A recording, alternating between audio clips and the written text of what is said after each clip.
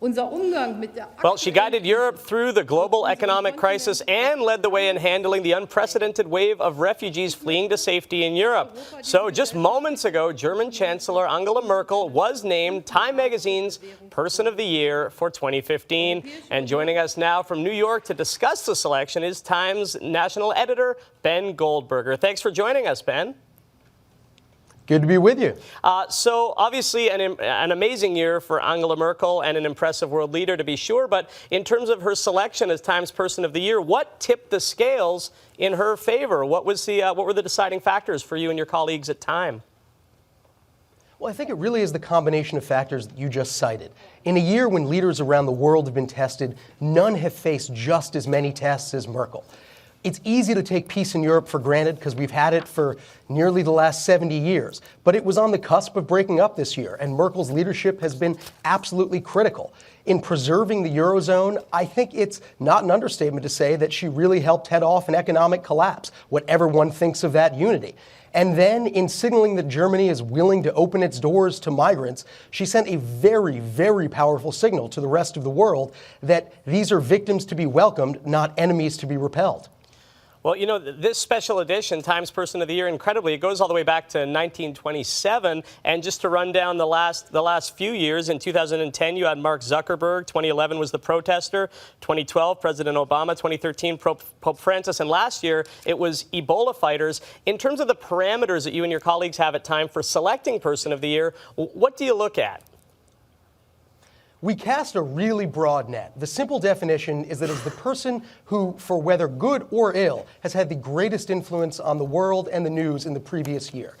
That allows us to take in a number of factors, and we start all the way back in the spring, reaching out to our correspondents around the nation and the world, soliciting their ideas. We absolutely talk to former Persons of the Year and members of the Time 100, and then we begin a really big call that can be a lot of fun. In fact, there's a lot of knockdown, drag-out debates in the office. But the idea ultimately is to determine influence, which is a distinct thing from, say, power or popularity. Right. Ben, do you have a short list for Person of the Year? And if so, who made it this year? We do indeed. And in fact, a number of the people that one would expect, as well as some controversial choices. Baghdadi, the leader of ISIS, followed Angela Merkel as the number 2. And I think for tragically obvious and all too recent reasons, we understand why. ISIS has expanded its reach around the globe, promoting an incredibly hateful version of radical Islam, and that influence, sadly, shows no signs of abating. Donald Trump, who has been the most disruptive and divisive figure in American, and one could even argue Western politics over the last year, is number 3. We also have Hassan Rouhani, the president of Iran, Travis Kalanick, the CEO of Uber, which is an interesting choice, but one that I think will really bear out over the coming years. It is the world's most valuable startup, worth more than $60 billion. It is almost worth as much as Volkswagen, which is the world's largest automaker, and it is completely redefining the nature of employment.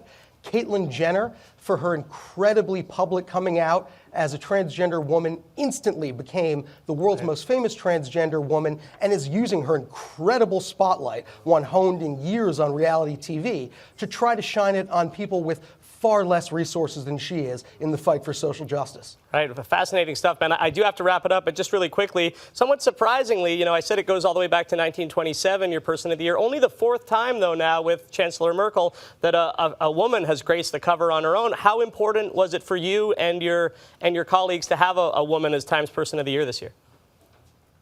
We didn't pick her because she's a woman. We picked her because she's the leader of Europe and easily the most influential leader in the world this year.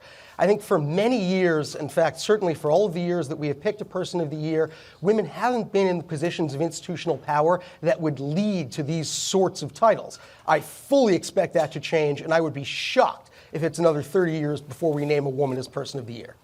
Ben Goldberger from Time Magazine, thank you so much for joining us. Thank you.